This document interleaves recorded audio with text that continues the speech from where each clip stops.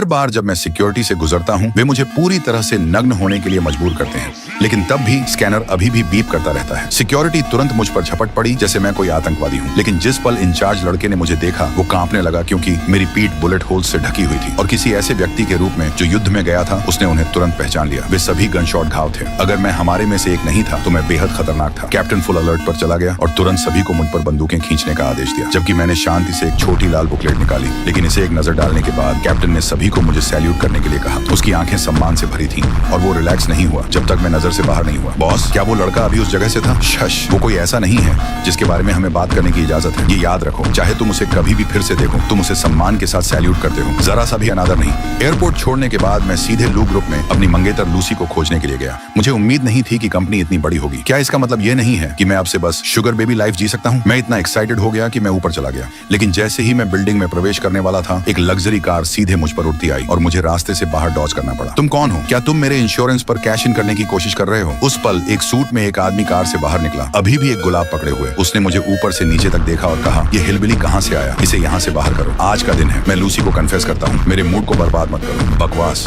तुम किसान धो नहीं सकते। तुम्हारे जैसा कचरा मैं ऐसे लोगों को देखते ही मारता हूँ। आह, मजेदार बात है, तुम्हारे जैसे बिगड़े हुए अमीर ब्रैड्स मैं उन्हें भी देखते ही मारता हूँ। तुमने वास्तव में मुझे मारा। मेरे पापा रॉबर्ट हैं, ईस्ट सिटी के सबसे अमीर आदमी। तुम्हें क्या लगता है कि मुझे परवाह है कि तुम्हारे पापा कौन है? इसे पकड़ो, उसके पैर तोड़ो। जैसे ही उसने कहा, टॉम के चारों ओर बॉडीगार्ड्स मुझ पर लपके, लेकिन मैं बिल्कुल पैनिक नहीं हुआ। मैंने शांति से हर एक को इतनी तेजी से गिराया कि टॉम रिएक्ट भी नहीं कर सका। मेरे पापा ईस्ट सिटी के सबसे अमीर आदमी हैं। अगर तुम मुझे छूते हो तो वो तुम्हें कभी नहीं छोड़ेंगे। मैं किसी भी समय तुम्हारे पापा का इंतजार करूंगा। हेल, अपने दादाजी को भी ले आओ। रुको, मैं मुड़ा और मुझे एहसास हुआ कि जो दिखाई दी वो मेरी मंगेतर लूसी थी। हे लूसी, ये लड़का तुम्हारी बिल्डिंग के बाहर परेशानी पैदा कर रहा था। मैं बस उसे एक सबक सिखाने वाला था। मिस्टर टॉम, मैंने आपको पहले ही बताया कि मुझे आप पसंद नहीं हैं। कृपया यहाँ फिर से मत आइए। तो तुम्हें मेरे परिवार का निवेश नहीं चाहिए? मैं निवेश के बारे में सोचूंगी, लेकिन मुझे तुम्हें जाने की जरूरत है। अभी तुमने उसे सुना? उसने तुम्हें खो जाने के लिए कहा। ठीक है, तुम्हें इसका अफसोस होगा।